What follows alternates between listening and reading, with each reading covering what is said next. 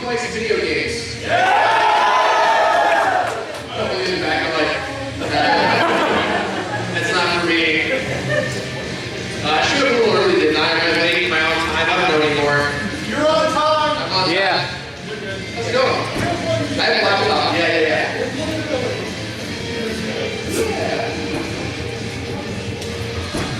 Oh man. That music is so loud, it's all I can hear right now. It's sick though.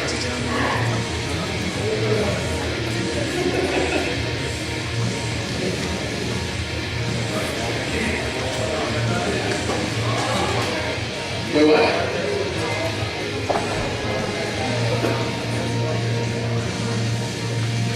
I'm not gonna, maybe I'll start with this. That way it's like a cool thing. It's like audio testing.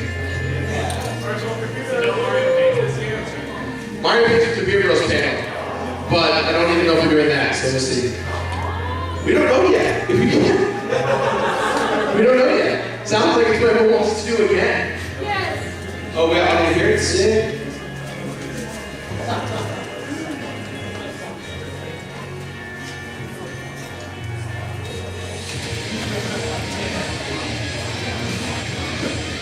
This is what the DJ looks like.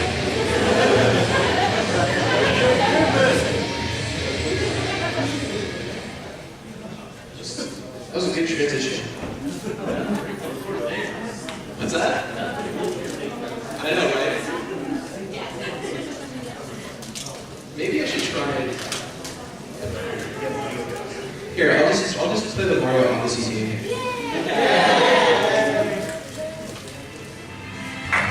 There we go.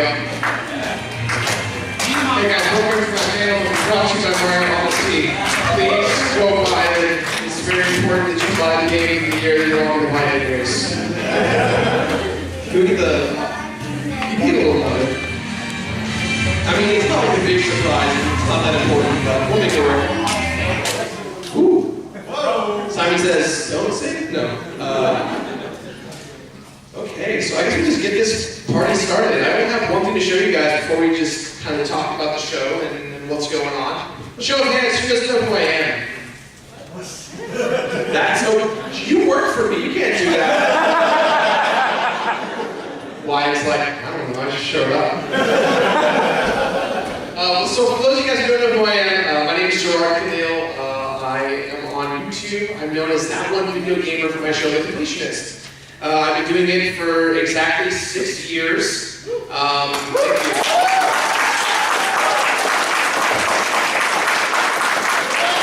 you. It feels way longer than 6, let me tell you. But yeah, I've been on YouTube for 6 years. I've actually been on YouTube a lot longer. A lot of people don't know this, but I've been doing YouTube for about 10 years. I just did it under different YouTube channels and different shows that no one watched. And so The Completionist was my last attempt at making my YouTube career work. And I got very, very lucky that it worked, because if it hadn't worked, I would have just probably joined the film unions that I was planning to join, and I'd be working on a bunch of movies, just kind of hanging out and not doing what I love. And so, thank you for believing in me and still watching me 6 years later.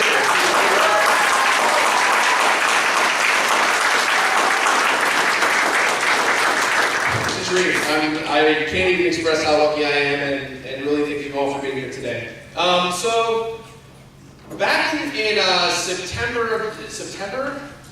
or August, September of this year, I announced that I had to take down 120 videos of Completionist. They're going away, they've been gone, and I've been slowly working on remaking these videos. The name of the show is The Completionist New Game Plus, and it is about me replaying these games again. I am completing 120 games from scratch, new footage, new experiences. I'm live streaming the whole experience, and we were originally supposed to have the Mega Man X episode, which is the first one, obviously. That was supposed to come out this Tuesday, given that I had Retropalooza and another convention, and Shadow of Mordor was giving me some trouble with the episode, as some of you may have saw the update video from yesterday. I decided to push it back a week. And I don't have it ready today here, but I thought that I would show you guys what the Completionist New Game Plus intro looks like. So I'll play it a few times just because one is short, and two, I'm sure I'm going to have problems just showing it, going full screen and stuff like that. And it goes really fast, really quickly, so this is very close to near done. There's just little tweaks we're going to be making, some visuals and special effects, some sound effects, but this is pretty much locked in how it's going to look. So every episode of the Completionist New Game Plus is going to look something like this. Yes.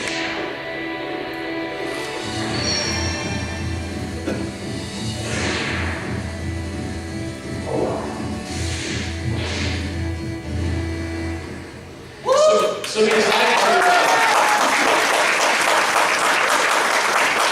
not gonna lie, this is the first I've ever shown anything in a live audience in terms of what I've worked on out of all 6 years. So like not hearing anyone say anything was the most 15 seconds of murder I've ever experienced. This was like, I was like, yeah, it's pretty cool, and everyone's just, oh no, they hate it. Yeah, so I think that the most important thing about Completionist New Game Plus is I wanted this to be a show for the fans as well as for people who have no idea who we are and what we do on the show. And so, you know, I don't know if I can actually go frame by frame, but you can kind of see that, you know, you've got 6 years of completing games kind of all wrapped up into one video. And if you don't know who I am or what I do, you instantly see the evolution. Man, I've changed. Whew. You know, obviously this is season 1, and then it goes through to season 2, and then we have 3, 4, and 5, kind of all in a big mashup. And it's really crazy. I don't know what happened to me. I just get more beardly every single time. More power. More power. Yeah. What's cool is that in this outro part, when this logo appears, it's actually going to cycle through all iterations of the logos. So it's going to like show the first one all the way till today, and New Game Plus is going to kind of be a lot bigger and more cool font-looking stuff. So yeah, that's basically the one thing I have to show today in regards to New Game Plus. Oh, thank you, thank you. So also, I wanted to do some fun today just because you're all here, and we're going to just do a fun little exercise. Wyatt the Nerd, please stand up, Wyatt. Wyatt the Nerd has been doing my thumbnail for the past 3 or 4 years.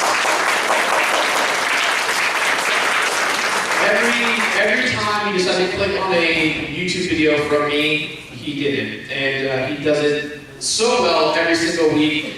Not only is he doing really well, but he does it in seconds. It's crazy how fast this man works. And he just, I'm always like, hey, I have a really hard idea for a cool idea that's really hard. He goes, okay, and then it just appears. He makes art seem like nothing. When do you need it by? About 5 hours. Yeah, he's very fast. So I thought what would be fun today is, Wyatt brought his tablet, and I thought that throughout the panel, he's going to make a piece of art for us today. So I'm going to ask you guys, like, what are your favorite games, characters, villains, things like that, and we'll just kind of pick it, and then he's just going to try and sketch together, as quick as he can, a fun little picture based on our panel here today. Fun little exercise, fun little thing. So first, let's, everyone raise your hands. You don't need to just raise your hands if you want to name something. But I'm not going to tell you what it is until I pick on you. You ready? Are you ready? Yes, I'm ready. Good. Okay. Let's see. You, sir, in the very far back with glasses and a hat. With the, yes, you. What is your favorite video game villain? Oh my goodness. I'd say Wesker from Resident Evil. Wesker. So Wesker from Resident Evil. You know what he looks like? You know what he looks like, Wyatt? Okay, he wears, this is actually even funnier. I'm just going to describe it to you, okay? This is what we're going for.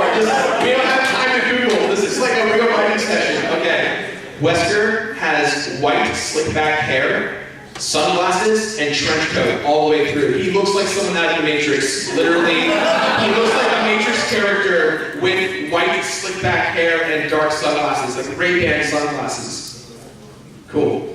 All right, more hands. Let's see. Let's see. You, sir, with the cool tattoo on your arm right here. Yes, sir. What is your favorite sidekick character? Like, not main character, but like, you know, they're there too. I use some Tails, great. Do you know what Tails looks like? Excellent. So far we've got Tails and Wesker. This is coming along great. I don't even know what this is. Let's see here.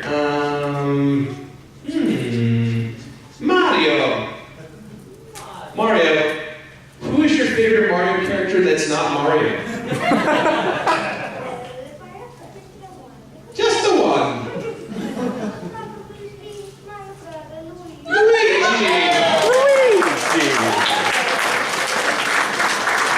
That's some real stuff right there. You, sir. Yes. I was like, whoa. Okay. What am I going to ask you? Let's see. What's your favorite minion in the game? Like just low-level, unimportant character in the game. I'll take both of you guys. You both can go. You right here. You in the blue shirt standing up, and you right here.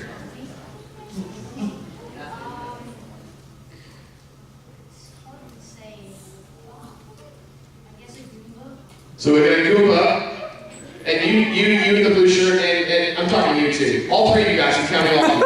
Minions are small characters, so we'll get away with this. So we got a Goomba. I'll do a little yellow apples from Oh, a Surfbot. Okay, a Surfbot. Now why a Surfbot is like, it literally, I kid you not, I'm gonna describe it perfectly right now, okay? You ready? Take a Lego, take a minion, and make it Japanese. That's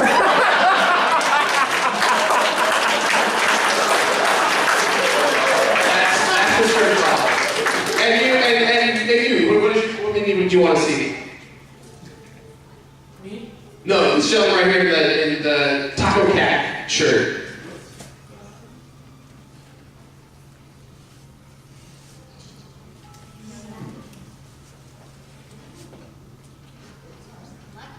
A Lakitu, okay. So why? I'm gonna give you some direction, okay? So we got Lakitu, Surfbot, and a Goomba, okay? I want you to create a Lakitu that's throwing Surfbots down, and the Goomba is like in the cloud thing with it. So it's a Lakitu and a Goomba teaming up to throw Surfbots on the floor.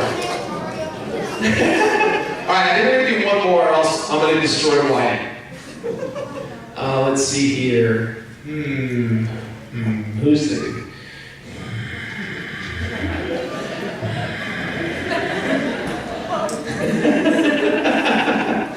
let's see here. I don't know. I'm gonna go with the you with the blue shirt pointing to the guy next to you. So the guy next to the person wearing the blue shirt. What? I totally was like, and now you tell me what. Who is your, okay, let's do this. Your favorite item in the video game, i.e. the Master Sword, the Triforce, the Keyblade, a mushroom, a Starman, Ninja Star,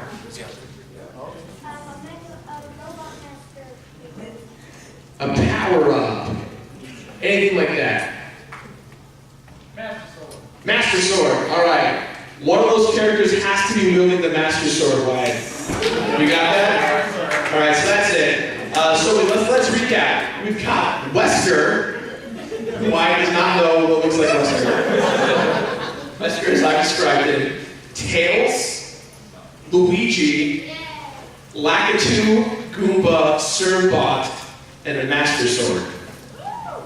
Pretty good? That sounds good enough. Well, we got like an hour, less than an hour, so we'll see what Wyatt comes up with. It'll be fun. So Wyatt, what we'll do is when you're done, I'll have you airdrop it to me from your iPad to my MacBook, and we'll show it on screen. Sounds good. Cool.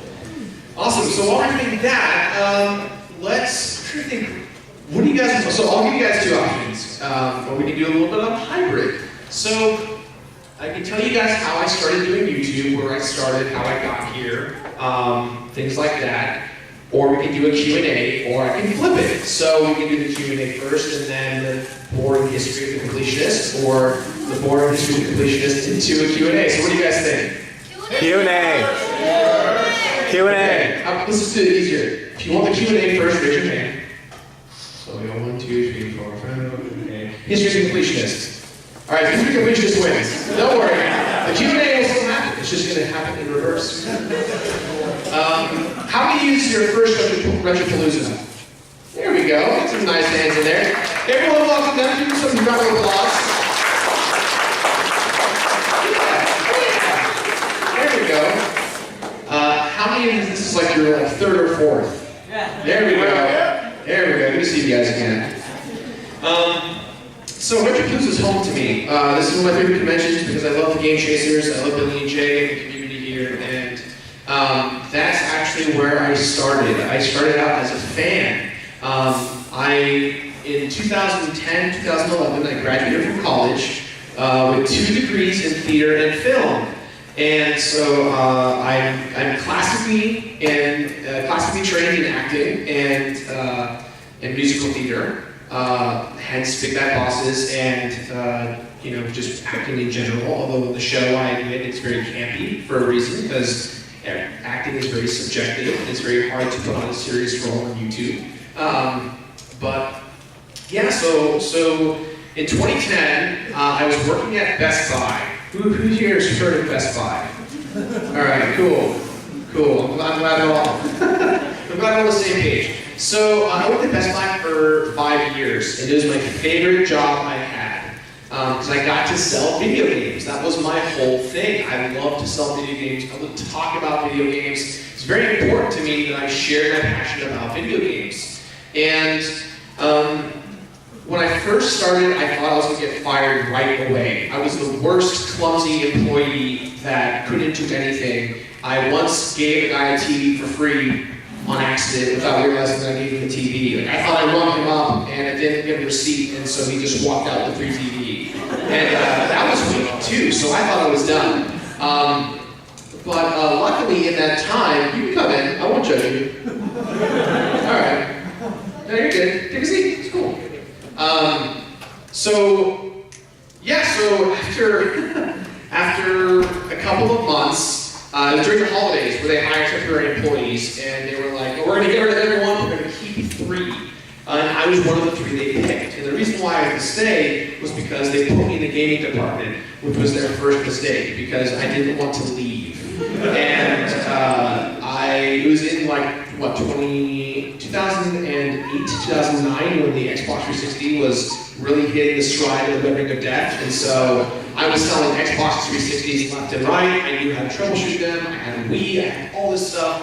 And I just loved talking about video games. And in 2010, I got an opportunity to sell an idea to Best Buy. It was like a contest where people could come up with different ideas to sell video games. That was their whole thing. So we want to make video games very important. I'm sure you guys noticed, a couple years ago, Best Buy was like, you can trade games in, you can pre-order games through a kiosk. They made a big deal to try and sell video games to everyone who wanted to play video games. They were trying to go after GameStop and those kinds of companies. And so they had a contest in the company to come up with an idea that could help sell games better. And so, with my theater and film degree in mind, I decided to create an interactive touch screen display where you walk into Best Buy. Because the biggest thing when you buy games sometimes is, you guys probably know more about it than the guy behind the kiosk, right? You sit there and you're like, can I get a new Mario game? And he's like, what's a Mario? Or, which one? And you're like, I know what I want, just let me buy the damn thing, just get out of my way.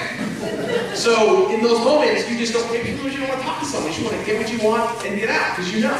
So I created an interactive display that eliminated the person. So if you walked in and you didn't want to talk to anyone, but you wanted to buy a game, you wanted to know what games were, you didn't know anything about games you wanted to buy, I made a show where it was me dressed up in a Best Buy employee, and it was like, hi, welcome to Best Buy, my name's Jirard, and today I'm going to tell you about games.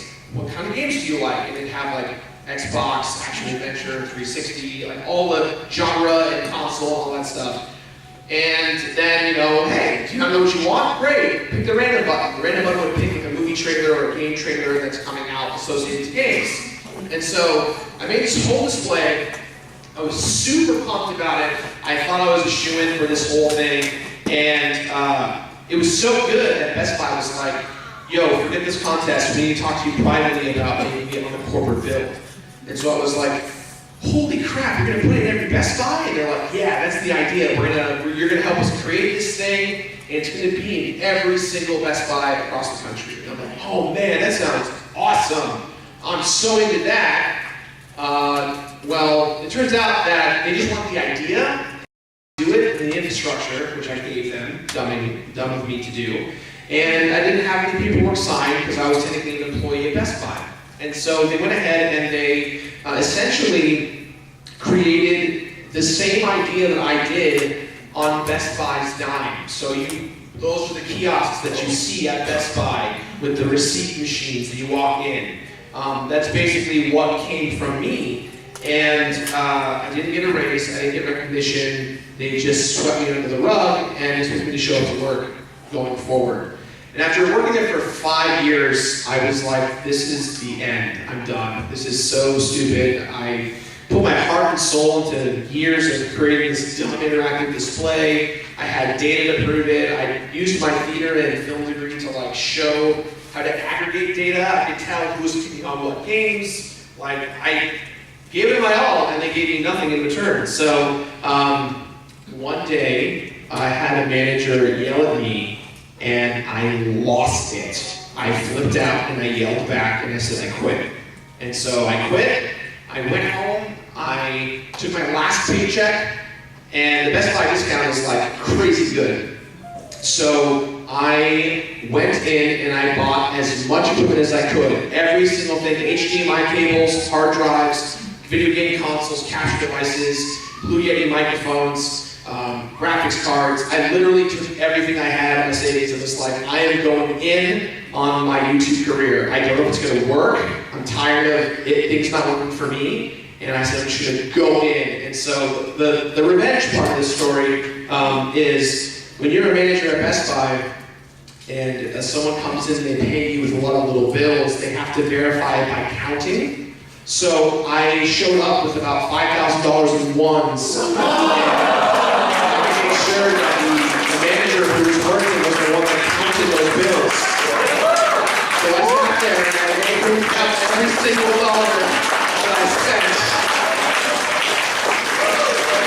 So 2 months later, fast forward 2 months later, and I spent 2 months working on the first episode of Completionist, and the rest is history. It blew up, it went viral. And I've been doing this ever since. So thank you for being here from the beginning if you have been, and if you watch this recently. So needless to say, I got very lucky. But I think one of the biggest things that with the luck that I've had, I've kind of proven time and time again that as lucky as this is, that I'm in this position and I have these great people working with me and working for me, that's why I work so hard. A lot of YouTubers, they started out with nothing and they worked into something. And as much as I want to admit that was me, that technically wasn't me. I was lucky because I had friends like John Tron and Peanut Butter Gamer and Ego Raptor who saw my stuff, who liked my stuff, who shared my stuff. And because they trusted in me, believed in me, and we had a good friendship, their audiences saw the same thing. And so my career literally kickstarted itself because these guys believed in me, and without those guys, I would not be here, and I'm very lucky that they gave me that support. Unfortunately, YouTube nowadays doesn't allow that kind of thing. They've crippled the platform, so for up-and-coming creators, you have to really have some content that is next level in order to get noticed, and that's a big ask because there's so many people out there. A lot of you guys today who I've met, you've been like, oh, you gotta collab with this guy. And I go, I've never heard of them. Not because I don't like them, I just genuinely haven't heard of these people that you know, are asking me to work with. And so it's very fascinating how much YouTube has changed in 6 years. And so, if I have any advice for you, I would say make something you want to make something you believe in, and more importantly, make something that's fun. Don't do a show that's really hard and complicated like I did. That's the thing that I messed up on. I love what I do, and I love it inspires so many, but I literally complete a game a week. And if you notice, sometimes there's not enough hours in the week that I'm saying I'm completing these games in. So when I say it takes me 300 hours, surprise, spoiler alert, there aren't 300 hours in a week. So, make it easy, make it fun, and make it something you enjoy. So with that said, let's get to the little Q&A portion of this. Yeah, thank you. Thank you.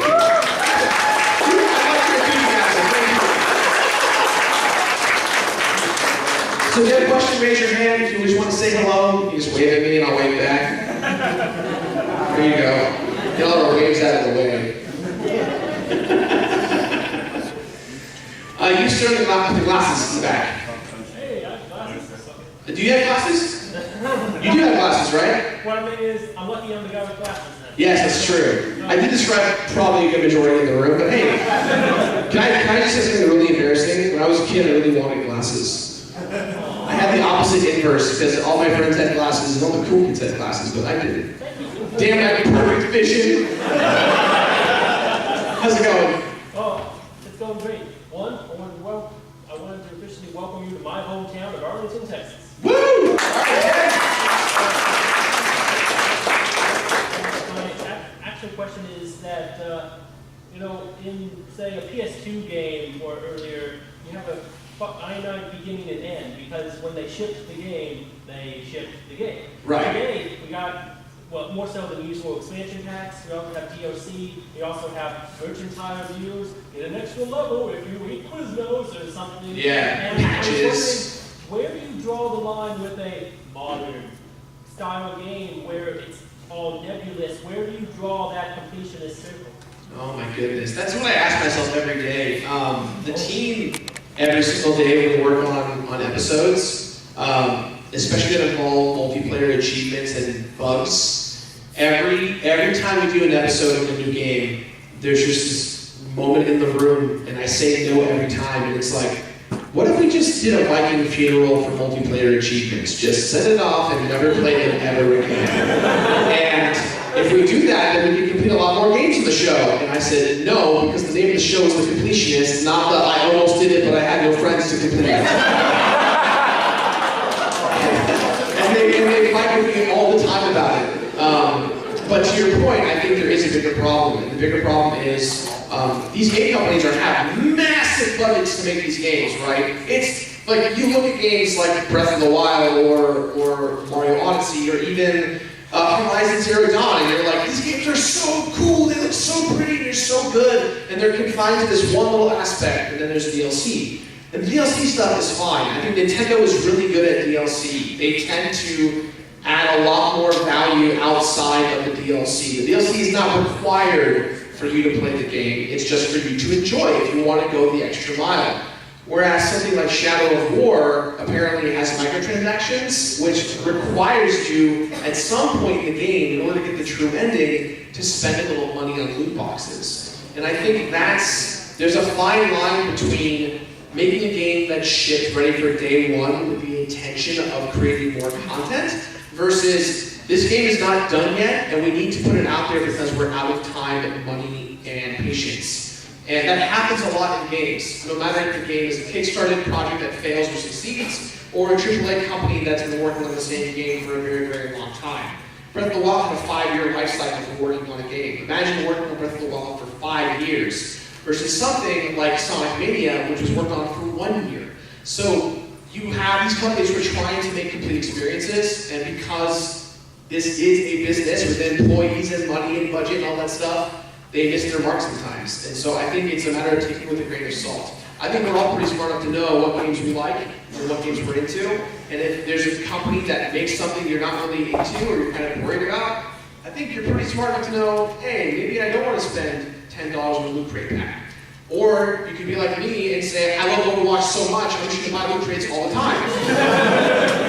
It's a different model. The mobile model has kind of adapted to the new modern generation of games, and so it's really hard to define that line. But I think you guys just want to know. And as much as you listen to your favorite YouTubers dictate this and your favorite news outlet sites, at the end of the day, it's the most important thing I can stress, make these decisions for yourselves. Just because Angry Joe said that this game sucks, like, I love Joe to death. He's one of my favorite YouTubers. No shade towards him. Just because Angry Joe hates it doesn't mean that you may hate it. You might actually like it.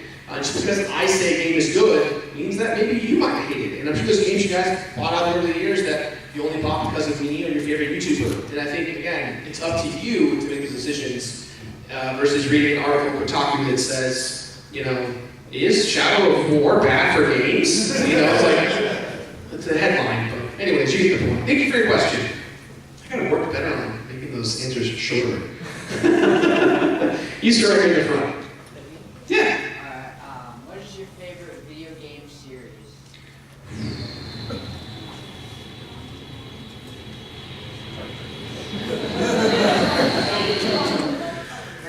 I would probably say, I don't know, I feel like the answer that everyone like is obvious. It's like Mario and Sonic and Zelda. Those truly are, like Donkey Kong. Those are my favorites. I would say my favorite series that just gets it right every time are the 3D Mario games. I really think that Mario 64, Mario Sunshine, Mario Galaxy 1, Mario Galaxy 2, Mario 3D World, Odyssey coming out this year, those games genuinely not only have a perfect start to finish mentality, but those games, if you did them in any year, they haven't aged. Like, the N64 is a console that has aged pretty badly in regards to graphics for third-party companies. You can pick it up, we can pick up Mario 64 today and be like, this is still good. This is still legitimately a good time. And I think Nintendo tends to have a timeless approach to games that they work on. They really try and make it future-proof almost, so that anyone out there can play this game 20, 30, 40 years from now, and it's still good. And I think that's kind of why I think Mario is my absolute favorite. You, sir, the red shirt. Yeah. How did you feel about the fan response to your Spyro 3 video? Oh, okay. So, for those of you guys wondering, Spyro 3 is like a fan favorite game in the Spyro series, and I didn't really think so. I thought it was pretty okay. I didn't think it was bad. It felt like Spyro 2.5, and I think that the companies that worked on it did a very good job with it. It just kind of got a little boring for me. And apparently, even if you're the guy that loves everything, if you every now and then say something that disagrees with everyone, they blow up on you. And so I got a lot of flack for it. But honestly, I don't really mind that much. I think it's fine. You're allowed to have your opinion. Just don't come to my house and tell me that you disagree with me. You sir in front. You've already covered Super Turbo, Tekken 3, and Ultimate Marvel's Captain. Yeah. For fighting games? Oh man, I really have been wanting to for the longest time to make a video on Street Fighter the movie, the game. Yes! It is, so for those of you guys who don't know, Capcom partnered with some film companies in the 90s to make a really bad movie based on Street Fighter called Street Fighter the Movie, starring Jean-Claude Van Damme and some other people. A real American. A real American. Oh yeah, a real American. Jean-Claude Van Damme. I don't know what that was. This movie was bad, but I don't know why, but for the aesthetic of the movie, they made it look like Mortal Kombat with like photorealistic characters, but more importantly, they just got the actors from the movie to be in the game. And it's very bad. It's very, very, very bad. I wanted to make a whole sketch called Street Fighter the movie, the game, the movie, the game, the movie. And it's just the movie about the game, about the movie, about the game, about the movie, about the game. Just like, I thought it was really dumb and funny, but that's what I really want to take a look at. I bought it at a convention a few months ago for the PS1, and it's sealed, so I'm kind of like, I need to find one that's not sealed, because it's pretty expensive sealed. I didn't mean to buy it, so it just was that way. You right here. So, what in those videos included, you did Hyrule Warrior and a bunch of games, and those had DLC or things that you just couldn't complete because you had the review copies like Street Pass and Link Between Worlds. now that those videos are deleted, are you still working on an update video when you're going to recomplete those games? So essentially, when I get to recompleting those games specifically, I will include all the content that I did not cover before. So for instance, in the case of Hyrule Warriors, I completed that game on launch, which was awful, but exciting. And what was worse about it is, 2 weeks later they released DLC, so my video was immediately outdated. But then they kept going for like 9 or 10 months with new DLC for Hyrule Warriors. So I personally think that if Fire Emblem Warriors sells really well, they're going to probably bring Hyrule Warriors to the Switch. And if they do that, then that's the time when I'll recomplete it. So I'm giving them a couple of years. But if they don't do that, I'll probably just end up doing it on the Wii U and just, again, it'll be as if I'm starting over, but luckily I have a game saved from before, so I'm gonna kind of just pick up where I left off and do it, because those adventure maps they're just killer. 100 hours per map, it's insane, it's crazy. You, sir, in the taco shirt again. What was your favorite completionist series to work on? Oh man, my favorite completionist episode/series. My favorite one's Pepsi Man. That one was just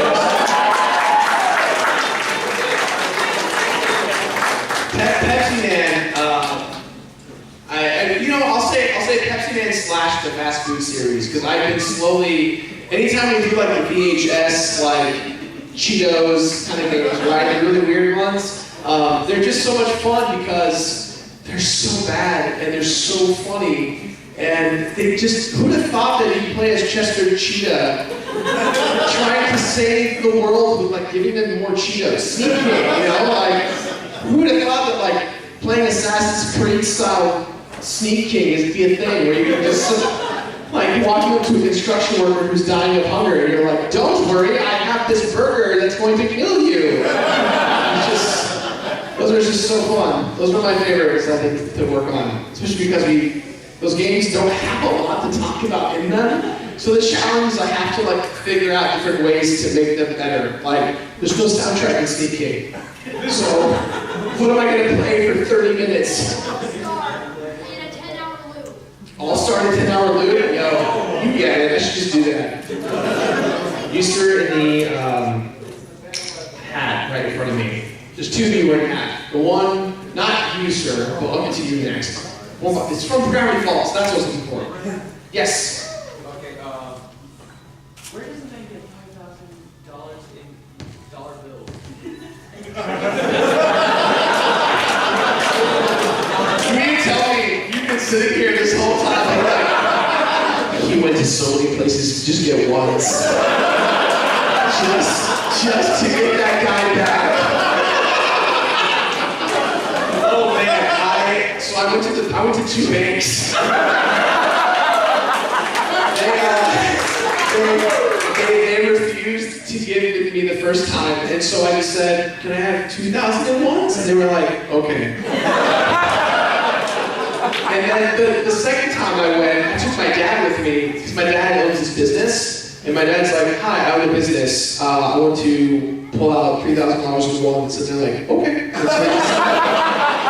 So now I can do that because I am a business owner, but before they just were like, they looked at my bank account and they were like, you're making this stuff. That was a good question, thank you. You had a question. Which is the least one that you're looking forward to for New Game Plus to redo? To redo? There's 3 that haunt me. And the first one is Metal Gear Solid 1. That game, if you find that episode somewhere on the internet, if you look at the very end, I put 160 hours into the game. I failed to complete it, I think, 46 times. because you have to beat the game under 3 hours in order to get the best ranking, and beating it under 3 hours means not getting spotted and not killing anyone, and that's really hard when the entire game is about sneaking around and killing people. So I literally reached out to a lot of the Metal Gear Solid fandom that's on the speedrunning forums. I watched a lot of the SGDQ and AGQ videos that existed, and I just watched what they did and like learned the strats and how to glitch through walls and like pulling out Snake's cigarette at a certain time for a certain moment will get him to move past a cutscene and things like that. And I actually almost beat the world record by like 6 minutes, but I was just so focused on doing it. Wow. Not anymore. So doing that one again is going to be awful. The other one that I'm really worried about is Catherine for the PS3 and 360. Beating that game on hard mode is so difficult because the final boss stage is Screw that boss. it's awful. It's like you play 3 stages in a row. They're very difficult, and you have to just. It's like looking. Imagine if you're looking at a gigantic, like 30-foot tall thing of boxes, and you have to make a ladder out of pulling out, like Jenga style, pulling out each box very carefully to make a ladder. But as you're doing that, there's this angry guy throwing things at you and trying to eat you, and there's things coming at you, there's spikes and explosions. It's the worst. I don't think I talked about this in the episode, which is going to make me talk about it this time around. That episode, when I got to the last stage, I got to the final boss in hard mode, and I was stuck on him for 36 hours. And so I worked at it for 3 or 4 days, and I left my PS3 on, and I was like, I'm gonna do it, I'm gonna do it, I'm gonna do it. I beat it, but because the PS3 was on for so long, it froze during the cutscene. Didn't give me the achievement, and I had to reboot it and replay the first 4 levels of the hard mode. So that was awful. But because I got good at the game, I did all that again in like about 2 hours. I just beat the game, which was crazy. So I struggled for 36 hours and then just beat it in 2. But that's hard. The last one I'm really nervous to do is Five Nights at Freddy's. And that's only because I actually developed a heart problem from playing those games. I developed a heart arrhythmia issue from playing those games, because to do 2020 mode extensively as I did, you have to headphones and you have to know where every character is and know your scope of the land. Oh, Freddy comes in this door if you're over here. You know, if Golden Freddy's there, put the monitor up really quickly to get rid of him. And you can't change the volume. You can't really get rid of it. You need it to know how to play the game. And if you lose, you just hear in your ears. And when you're playing the game, and you're just like, down, left, right, up, it just gets you. And the fact that Scott Cawthon just made it worse from FNAF 1 to FNAF 2 to FNAF 3 to FNAF 4 to FNAF Sister Location, he just took that same scary, difficult mode and just made it more scary and more difficult. And so I'm lucky that FNAF 3 through the rest are after the 120 videos, but 1 and 2 were the worst ones to do. And so I was actually going to do FNAF 1 as the second episode of New Game Plus, but when I was talking to my therapist about it, I was like getting anxious and getting shaky about it because I wasn't ready. I wasn't ready to just throw myself back into learning how to play this game again. And the thing about it is, the completionist to me has always been about playing fun games and games that I really enjoy, and I want to share my passion about the games that I like.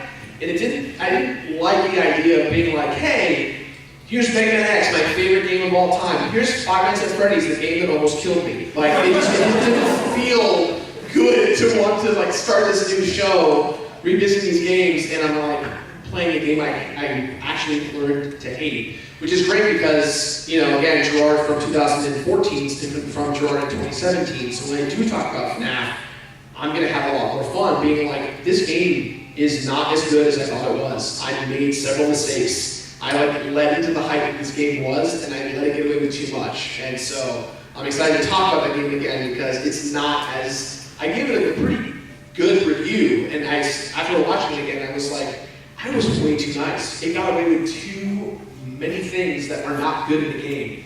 And I know that Scott Kaufman like changes the game based on my videos. He's patched things in based on watching my stuff. And so I know that he'll be watching this, and I hope I don't upset him.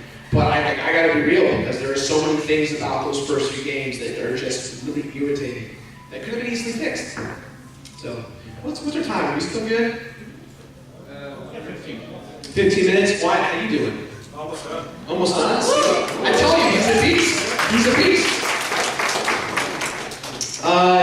You in the, you have the red, I don't know what it's from. Is it from One Piece? Yes. I don't even know One Piece, and it was from One Piece. There you go. From One Piece. What is your favorite Jet Set radio song? I don't have one. I like them all.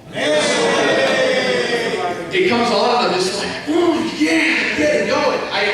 Every time I play a game, I like put the soundtrack in my car for like a week. And so I walk in and I'm like, I need to talk about this game. It's so good. Jet Set Radio is so fun. So fun. You sir in the Buck Boy shirt. Also, thank you for buying the Buck Boy shirt. With your theater background, Yeah. what was your favorite production that you were a part of? And what's a production that you wish you could have been a part of? My favorite production that I was a part of, and one that I would love to be. My favorite production I've ever done was Little Shop of Horrors. I played Mr. Mushnik. He's like the Jewish kind of, he owns the place. I didn't play him Jewish though. I played him very old man Arab like my dad. And it was really funny because he's like not meant to be that. I'm like, oh, Seymour, go get me the shovel. I played him very Go be my son, please. Be my son. I want you to be my son, Seymour. Very kind of like old man Arab senile like my dad. Very funny. So that was my favorite production. The one that I really want to do is I would love to do the producers. I'd love to be on this stuff or Bloom. I think it's one of the funniest musicals ever, and Mel Brooks, and I think just that musical requires good chemistry, and I'd love to do that. It'd be a lot of fun. Yeah. You started the Blue Monsters University hat. I can't believe I knew what that was. What's up? A lot of people have been very vocal about Nintendo's relationship with YouTube and streamers in general. Oh yeah. That's my favorite question. Go ahead. What are your thoughts on the subject, especially with them coming out against live streaming recently? I think that Nintendo cannot do anything wrong, and that they are perfect.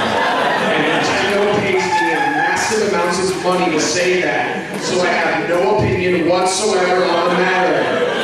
Buy the Nintendo Switch. Please, go buy the SNES Classic and pay $300 that I won't benefit from, and neither will Nintendo, but the scalpers will. Go pay for it. So I get a lot of flack on the internet for being someone who has a very close relationship with Nintendo. And a lot of it to me is a couple of things. One, it's a lot of misinformation. A lot of fire starting for the sake of getting people riled up. And but then at the same time, there's also a lot of miscommunication on Nintendo's end. First and foremost, I always say this, but I've not made a single dollar from Nintendo with regards to them paying me for my videos. Where I have benefited from is how YouTube works, which is if you have a game before anyone else does and you make a video on it and it gets searched, then someone's going to see that video first. That's where I benefit the most. But then again, Nintendo gives those games out to hundreds of people every week or every time they release a game. So what makes me different from them is just my audience has gotten bigger and bigger every time. But with regards to streaming and the content, so you're talking specifically recently about the Nintendo Creators Program, right? About how, so this is my favorite thing to talk about because again, it's all about miscommunication. So Nintendo, for those who guys don't know, has a Nintendo Creators Program for people who want to make videos on YouTube with Nintendo content. I am not in the Nintendo Creators Program. The Nintendo's creator program is designed for people who will only play Nintendo games. So you have to only play Mario, Zelda, Dr. Mario, Dr. Luigi, Mario U, Wii Sports, Wii Fit. You can only play first-party Nintendo games. And the revenue share that comes from that is as if you were working with an MCN. So if you're with Machinima or Maker Studios or any of the other YouTube models. So everyone, from an outsider's view, has been saying, oh man, Nintendo's the worst. They're taking 30%, that's so much, and then giving 70% to the YouTuber, that's unfair. Well, one, a very few number of people are actually in the creators program, and two, 70-30 is actually better than most YouTube networks gives. It's actually on par with what the standard is. But from there, the reason why that copyright thing blew up with them saying, we don't want people streaming games on YouTube Gaming is because of two things. One, on YouTube Gaming, you can stream any game you want, just like you could on Twitch. But Nintendo cannot stop you from streaming any game you want. So you can be in the Nintendo Creators Program and then stream God of War 3 for 70 hours. That is not what is okay within the guidelines of the Nintendo policies for their MCN. So you can't really do that. It's not fair to Nintendo, and it's not fair to the contract that you sign. The second thing is, when it comes to streaming on YouTube Gaming, the platform isn't very good, and it pulls a lot of metadata from other games. And so, if you're playing a Nintendo game, but it has Nintendo-like music that another composer has created, they'll also get flagged for it. So Nintendo will be legally responsible if something from God of War triggers the system and sounds like a Mario game. Does that make sense? And so the big blow of everyone freaking out has been, they don't want gamers on YouTube Gaming to play Nintendo games. That's not the case. You can stream that right now today. You can go on YouTube and play any Nintendo game you want. This is just for those select few that are in the Nintendo Creators Program, which again, I am not in that program. I'm in a different program called the Ambassador Program, and that's for YouTubers and streamers who are in a bigger threshold of subscribers and views. Does that make sense? At the same time, though, I think it's a really bad way to do that, and I've been vocal with Nintendo. I've worked with them on getting creators in the program for the Ambassador Program that is better, and trying to bridge the gap between people like Angry Joe and Boogie with Nintendo. It's hard though, because Nintendo is very large, and at the same time, Nintendo of Japan pulls all the strings. I can go to bat for every YouTuber I know to Nintendo of America, my relationship, and they'll be like, we like that, we like these people, we want to support them, but Nintendo of Japan makes all the decisions. Does that make sense? So at the end of the day, we're kind of still at the whim of the big end from Japan. Those are my thoughts. You right here. Yeah. So you talk about your videos like games, like, oh, I remember doing this in my childhood, it reminds me of another game. What is like your most vivid memory from your game in childhood that you're the most proud of for like completing or playing or just getting like to a part that you didn't think you could do as a child? I'll tell you what, the earliest that there's two stories. I'll try and be brief with them, but they're both like ones that I will always remember from my childhood. The first one you may have heard of the Game Grumps, so I'll save that for later, but Street Fighter for the Super Nintendo. I played on the hardest setting, and Sagat is the worst. He's just impossible. And I wanted to beat that game on the hardest setting, and I sat there for, I think, 8 or 9 hours. And I got all the way to Sagat, and I just sat there, and I just kept losing and losing and losing. And so, I finally beat Sagat. I was so happy, but I didn't realize the table that I was sitting at was just, my house was under construction, and it's just a pure piece of marble going across. Like, it's probably as big as this. I'm on this end, and the TV's over there, and there's nothing holding this marble down. And so I beat Sagat, and I'm like, yeah! And I slam down with my whole body, and like a teeter-totter, this flies down. The TV flies up, flies towards me, lands right in the center, breaks the marble in half. The marble then pivots this way, and crunches like a V. I'm on this end, I get clocked up in the head of my chin, and I fall face first into the marble and the CRT and my Super Nintendo. And my parents came in, they were screaming, and I I woke up and I'm like crying. I'm like freaking out. I'm like, oh my God, there's so much blood. But I look over and I see it says, "You win." And it's in that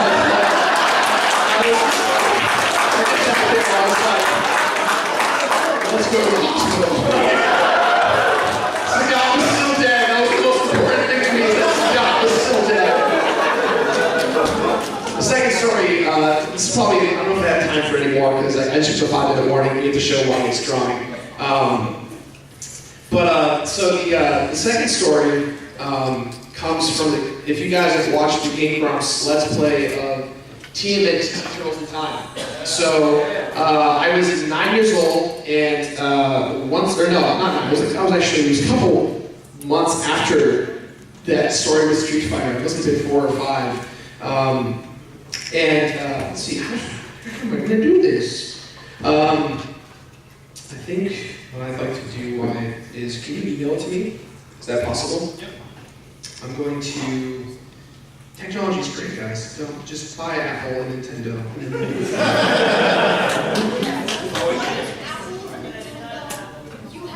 Oh, you did airdrop to me. Oh my God, this is awesome. Let's see.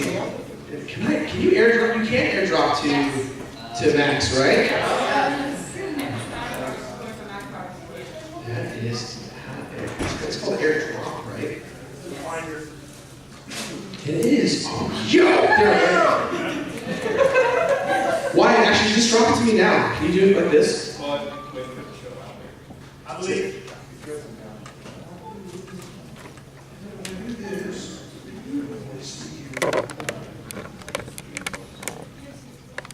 Sorry guys, give me 1 second. I'm going to use this wallpaper slideshow. Where's Wyatt? Oh, there I am.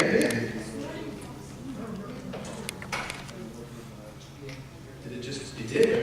There it is. Look at that! Yeah!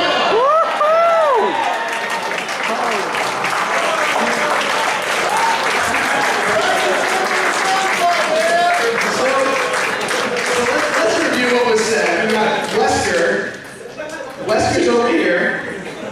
This is a pretty good Wesker.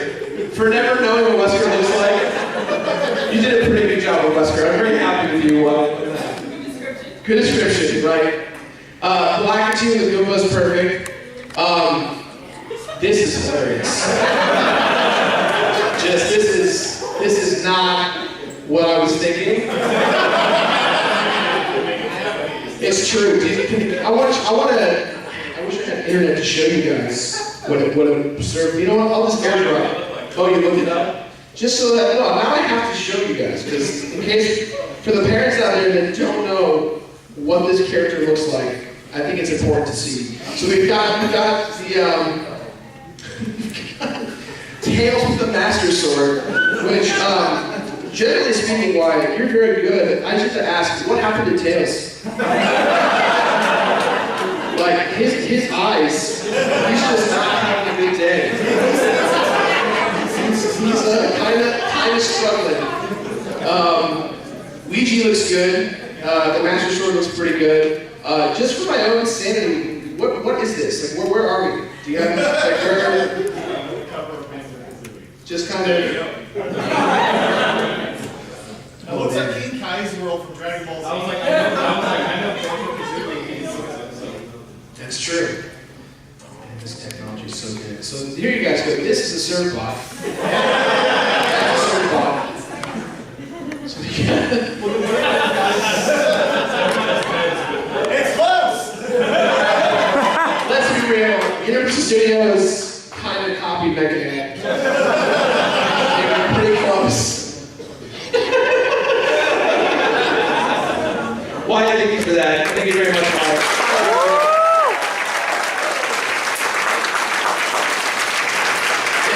If you guys want this image, we'll post it on Twitter in a little bit. Wyatt will post it to his Twitter, and I'll retweet it, and you guys can then copy it and save it. That should be the New Game Plus picture. This is just... it just looks like a weird short movie. I don't know what this is about. Anyways, I'll finish with the story, and then that'll be the end of the panel, unfortunately, because we're running out of time. But guys, don't worry. If you want to see me, I have a booth in the very back of the room. If you want to take photos, autographs, things like that, it'll be $1 million. So, and I only take ones. So you only bring me $1 bills.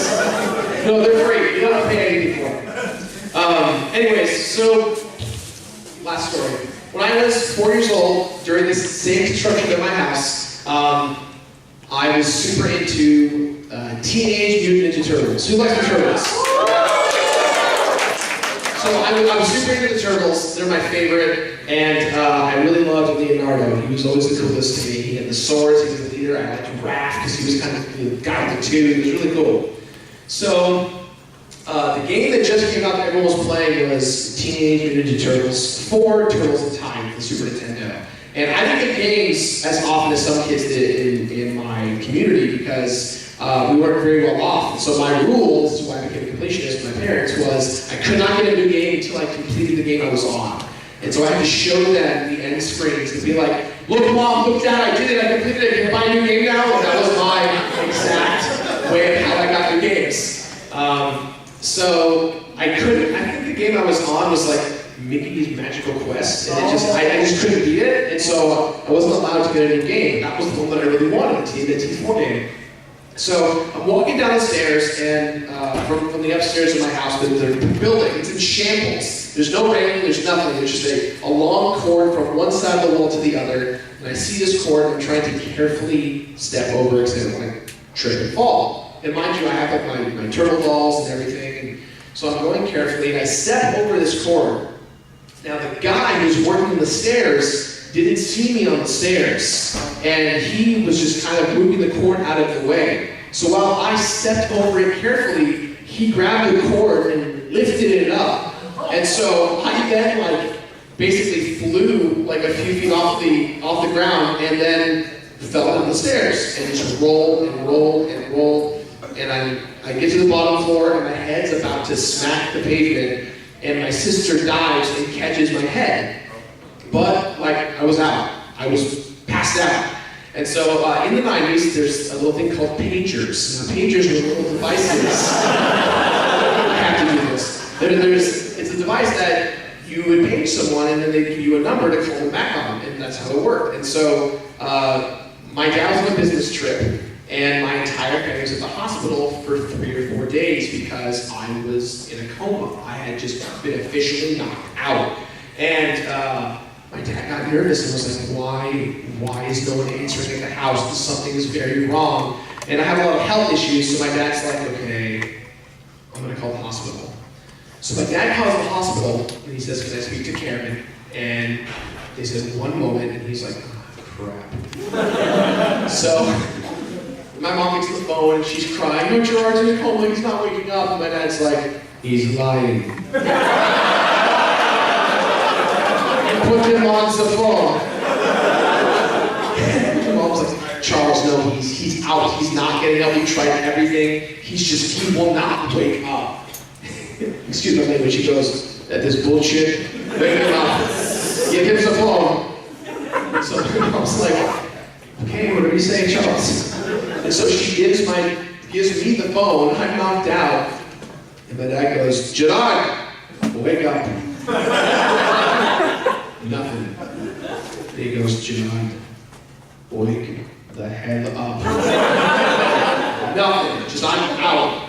And he goes, I found the biggest Ninja Turtle doll in the world, and with it I bring the game. But only if you wake up. I jump out of the coma. I grab the phone, and I'm like, when are you coming home? The doctor, needless to say, my mom was shook, and the doctors were like, what is going on? So needless to say, I got the doll, and I got the game. I ended up giving the doll away, I don't know why, but I got my game cartridge still to today, so that'll be fun to talk about. Thank you so much for coming. I hope you had fun today. Enjoy the rest of your Retropalooza. I'll see you guys around. If you see me, come say hello. I'll take autographs. give high fives, all that fun stuff. Let's just get out of this room first so we can let the next panelists set up. I'll see you guys on the floor. Go to the left. Go to the left. Left or stage left.